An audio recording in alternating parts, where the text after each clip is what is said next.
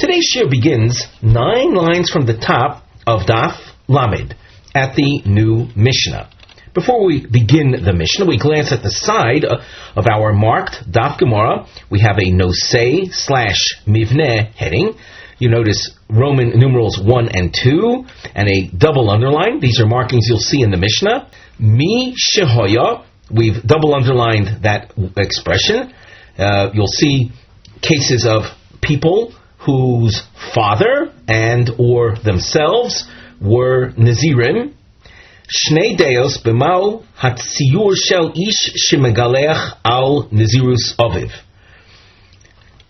This is a concept we've seen in the past. A son having the right to use the sacrifices that his father had set aside for his own nazirus, and the father died. Can the son use those either monies or sacrifices that he set aside? The Mishnah. Ho'ish megaleach al nazirus aviv, v'ein ho'isha megalachas al nazirus aviha. A son has the right to benefit from the funds or the animals that the father set aside. We should be more specific and speak about the funds, the monies that a father set aside. A daughter cannot use those monies for her own nazirus, namely the monies that her father had set aside. A son, yes. A daughter, no. Ketzad. Most often when you see the word ketzad, you're expecting an illustration of what was said just before. In this case, and you have this also in the first Mishnah in Maseches Makis as well, and in our Mishnah, here it's very much dependent on the girsa that we follow. We'll be following the text that we have at hand. Realize that there are other versions. But at the initial case, this case Roman numeral number 1, you will see that this is not an illustration of the son benefiting from the funds that his father had set aside. So that even though the Mishnah opened up with that halacha, that a son can benefit from his father's nazirus funds, those funds that were earmarked for korban purchases after the conclusion of his nazirus, the opening does not illustrate that. In other words, the first example doesn't illustrate the opening of the Mishnah. So we continue. Mi shehoya aviv Nazir v'hifrish mo stumen al naziruso umeis. A man that had a son. This man, we'll call him the father, accepted nazirus. He vowed to be a Nazir, set aside monies, did not define the monies, didn't specify which monies are going to be used for which kind of korbanos. And then the man died. V'omar hareini Nazir, and the son then said, I am accepting upon myself a vow of nazirus, al minas shagaleach al mois abba, conditional upon my being able to use the monies that father had set aside for his own nazirus. Omar Rav Yossi, hare'elu yiplu l'nedava, ein ze megaleach al nazirus aviv. In a case like that, where the son accepted nazirus upon himself only after the demise of his father, those monies are to be used for nedava, not for the son's nazirus. Nedava, the purchase of olah type sacrifices for the mizbeach. Ezehu megaleach al nazirus aviv. What is the example of a son benefiting from the father's funds that were set aside for nazirus korban purchases? Mi shoya hu ve'aviv nazirim. Notice here the son was a nazir at the same time that the father was. In other words, in the father's lifetime, they were both nazirim. V'hifrish aviv mos stumin l'naziruso meis. The father had set aside monies for the purchase of the nazirus korbanos, and then the father died. Zehu shemegalech al nazirus aviv.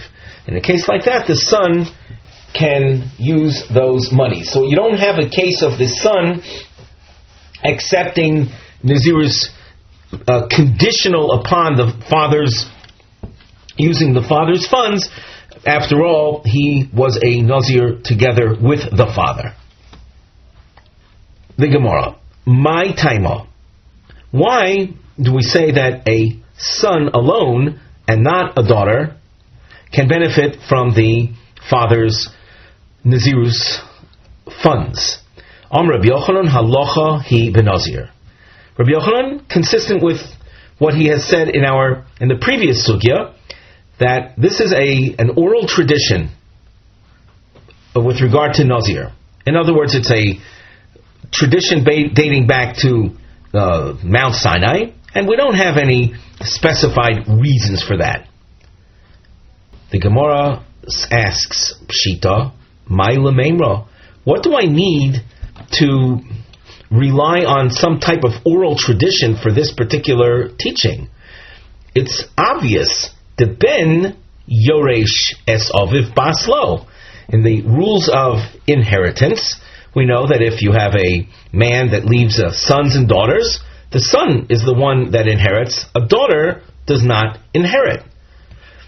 So what do I need the halacha l'Moshe Sinai to tell me that a daughter does not use the father's funds?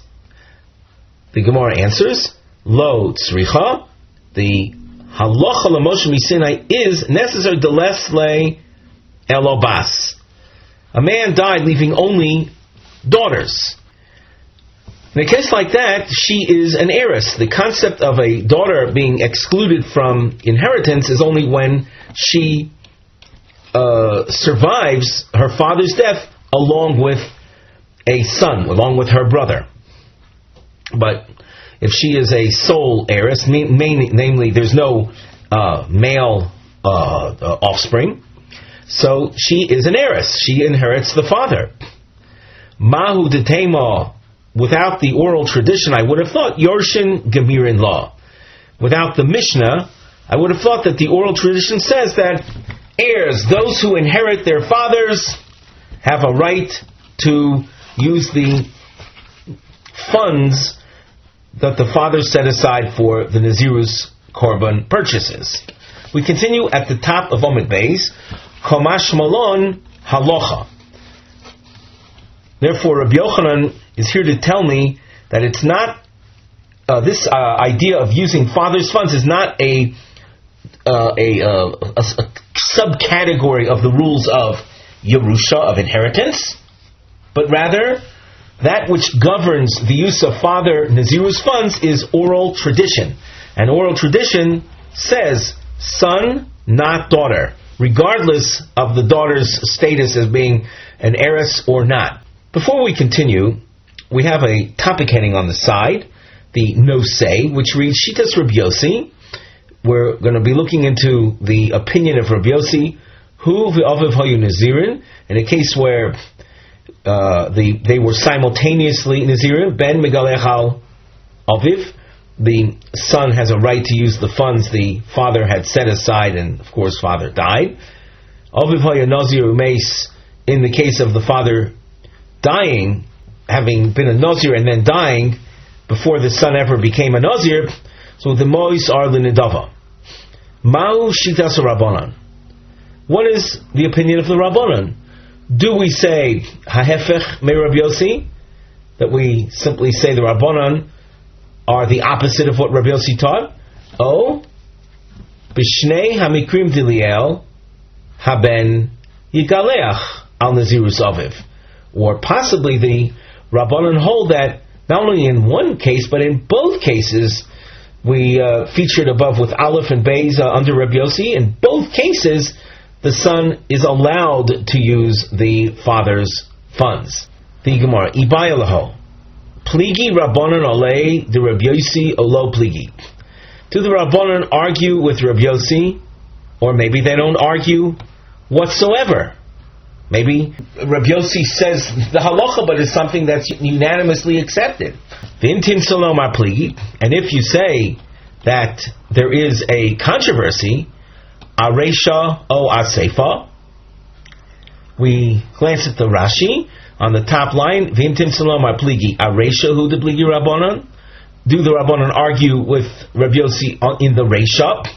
The Amri Sha'af Megalech al Nazirus Aviv, that even in that case, the son has a right to use the father's funds. V'lo shani lehu the Rabbanon bein Reisha l'Seifa shebekulano yish Megalech al Nazirus Aviv. According to this possibility, the Rabbanon are saying that in all cases the son can use the father's funds.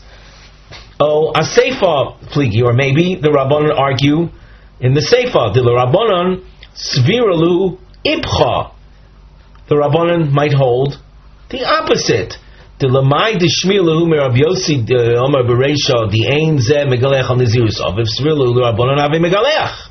That which Rabbi Yossi said in the Reisha, son does not use father's funds, the Rabbanon would say son does use father's funds. And that which Rabbi Yossi said in the Seifa that the son is Megalech, the Rabbanon will say the opposite. So the question has been presented. Toshma. We attempt to answer this question. Now notice we have a bracketed section, and we're in our marked Gemaras, we're showing you to go to the Rashi and read the framed section in Rashi. This represents the girsa that we're going to follow. You'll notice markings in the Rashi, house markings around the expressions huvi aviv or just aviv. These markings parallel the markings we saw in the Mishnah, so that you'll be able to see the Shitas Rabbanan and compare it to what we saw in the Mishnah, and then come to the required conclusions. What we should point out, though, is that most of the source will be a reflection of Rabbi Yossi. So don't expect to see any differences in the source till we get to the very end. At the very end, you've got, in addition to Rabbi Yossi, you have those that oppose him, and they say, their names they appear, Rabbi Lezer, Rabbi Meir, and Rabbi Yehuda say, Zehu shemegalech al nazirus aviv, and from that we're going to draw our conclusions. So now the text, as we see it in the Rashi, notice the frame section. So the Gemara, in response to the question, what is the Shitas Rabbanan, we feature the following source. Toshma, we're reading in the Rashi now. Ketzad Omru Ho'ish megalech al nazirus aviv Misha haya huva aviv nazirim v'hifrish aviv ma'os l'nazirus umeis. You have a son and a father simultaneously observing nazirus. Father set aside funds for the purchase of his sacrifices, and the father died. Zehu shemelech al nazirus aviv. Where they are simultaneously nazirim, then the son can use the father's funds in the event that the father died. Avol misha haya aviv nazir v'hifrish aviv ma'os l'nazirus umeis. If you have a person's father having been alone a Nazir and set aside funds, and then the father died, the Omar and the son said, I will be a Nazir on condition that I can use the funds that my father had set aside for his Nazirus.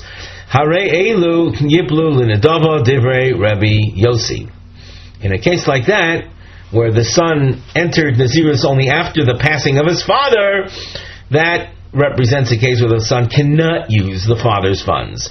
Rabbi Lezer, Rabbi Meir, Rabbi Yehuda, three great Rabbanim saying, Zehu shemegaleach al nazirus aviv. In this case, you notice there's a limitation expression with Zehu. It's in this very case that the son is allowed to use the father's funds. What does that leave you to think about the other case? Then you cannot use the father's funds. So according to these Rabbanan, where the son and father were simultaneously Nazirim, they will say the son cannot use the father's funds. So you have what we would call a polar machlokes. Klomar. Now we continue reading in the Rashi. Notice the dashed underlined section. From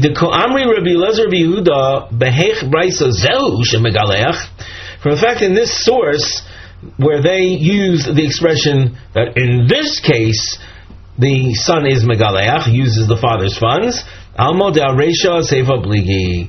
we are able to conclude that the Rabbanan argue in the Reisha case and the Seifa case. Let us turn back to the Gemara text. You'll notice triangles appear on the side of the Gemara under the Nosei Mivneh heading. She'elos b'mosai uve'ezin nesivus amrinu sheben megalech al nezirus aviv ve'ech mischalkim haksofim. We're going to be asking when and under what circumstances do we say that a son uses the father's funds, and how are the monies distributed. You'll see that throughout the Gemara there's an im timtza lomar structure, namely a second question is built upon making an assumption regarding the previous issue. The Gemara, Boy Rabba, Yesh lo shnei bonim nazirim mahu. Let's say a man had two sons that were nazirim. Hilchasa gemirin law is the halacha l'Moshe Sinai that governs this topic, called the kodim megaleach. The son whose nazirus started first is the one to benefit from the father's funds.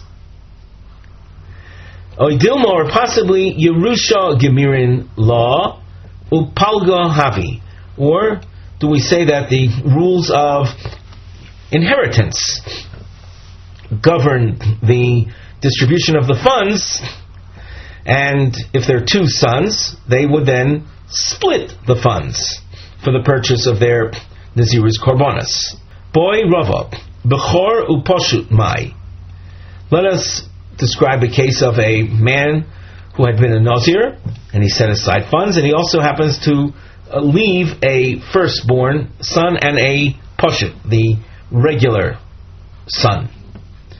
Just maybe a brief word about a firstborn, and that is that in the laws of inheritance, according to the Torah, the firstborn son, if he has the first child that he had was a boy, was a male child, he is entitled to pishnayim, twice as much as any other brother. That's as far as the rules of inheritance are concerned. So now we have the two sons that we started off with that were both Nazirim. So Rava asks, what is the law going to be when you have a firstborn and a regular son? Mai. Hilchuso Gemirin law, v'hilkach lo boy geluchi lefum mai deshakil. Do we say that this is an oral tradition, and therefore the distribution of the funds is not based on how much each son takes in general from the estate? And therefore, even though one of the two boys is a firstborn, he will share equally in the funds that the father left for the Nazirus purposes. Oidilma, Yerusha he, or possibly this halacha, in other words, this concept of ben megalech al Nazirus aviv was governed by the laws of inheritance. And just like in general, as regarding the rest of the estate, the firstborn would take a double portion, so too, regarding the funds left for Nazirus purposes, the firstborn will get a double portion. And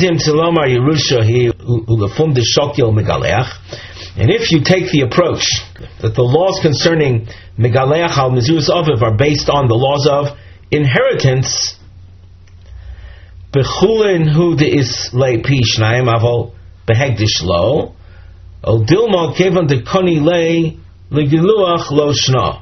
In order to appreciate this, we look at the Rosh commentary. You'll notice the Rosh in the lower part of the page. We have it noted with markers. V'imtim solom afi mai dishokil megaleach.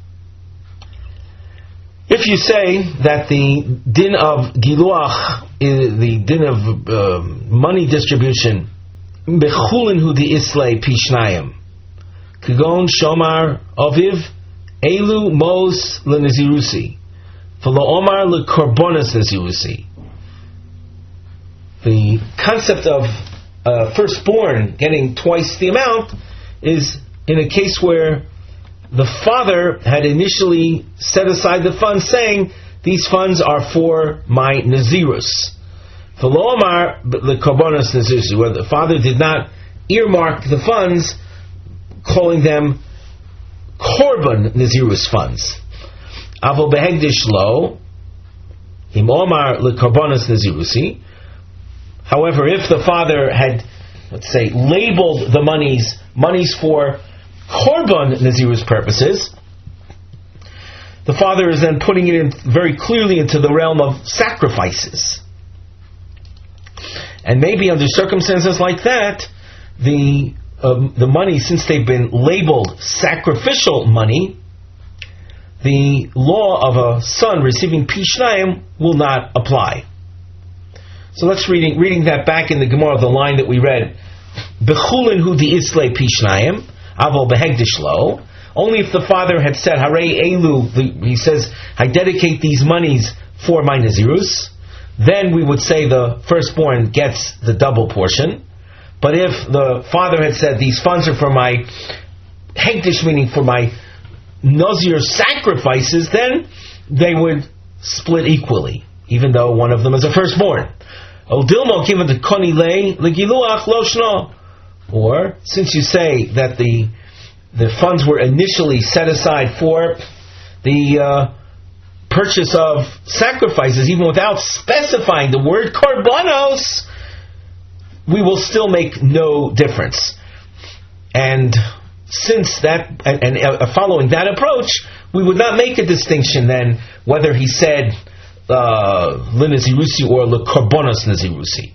Another situation, Aviv Nazir Olam, V'hu Nazir Stam. Let us say the father had accepted upon himself a Nazir Olam type vow, and the son had accepted upon himself a standard 30-day Nazirus. Aviv Nazir Stam V'hu Nazir Olam, or vice versa. What is the law now with regard to the funds that the father had set aside? Ki kemirin hilchasa b'stam Nazirus. Do we say that the idea of a son using the father's funds is only true when you're dealing with a standard, undefined Nazirus? Standard, undefined Nazirus is a 30-day Nazirus. Or maybe the oral tradition, the Hilchasa, doesn't make a distinction between Stam Nazirus versus Nazir Olam. The Nazir Olam, of course, is something we've defined several times earlier in the Masifta. It's someone who accepts upon himself Nazirus permanently, but every period of time, we'll say every 30 days, he has a right to lessen the burden of hair on his head, and when he does so, he brings sacrifices. So, one possibility is that the halacha mishmisi applies only to Stam Nazirus, and not in this case, or possibly we don't make any distinction. And we continue in saying that you might say, in other words, if you say that here we were dealing with both the father and the son maintaining Nazirus in a state of purity. Boy, Ravashi, Aviv Nazir Tameh Vu Nazir Tar, Aviv Nazir Tar Vu Nazir Tameh Mai. Let us say that the father or the son, one of them had become defiled in his Nazirus. Now, a person who is a Nazir and becomes defiled has to bring sacrifices. If we look in the Rashi, Boy Ravashi, toward the end of the Rashi commentary on this parak, he says, Heichod Aviv Nazir Tameh Vu Nazir Tahor, Mal Lahoisif Al Moisipam Shifush Aviv Lavi Bohen Korbanos. Can the son use the father's monies? So the father would have, if the father was the one that became Tameh, he would have set aside monies, and the Nazir Tameh brings a part of his sacrifice that he must bring is a bird offering. Now, birds are much less expensive than animal offerings.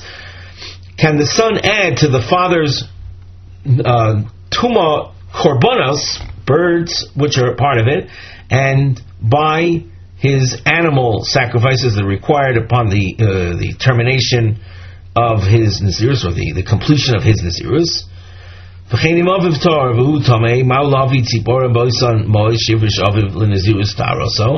Likewise, if the father was a Nazir Tahor and the son a Nazir Tameh, can the son use those monies? He'll be using then part of those monies because the bird offerings that are characteristic of the Nazir Tameh are much less expensive. So can he use those monies that his father had set aside and buy his own bird offerings? So this issue of, we'll say, the Nazir type discrepancy in terms of Tumatara is, the Gemara concludes, Teku. This remains unresolved. The Teku might very well also be a reflection on the questions raised earlier where there was no stated conclusion. As you can see, we were Zoiche, we merited finishing the fourth parak of Nazir. Mitzvah Shem, in our next shiur, we will begin the fifth parak. With that, we conclude our shiur for today.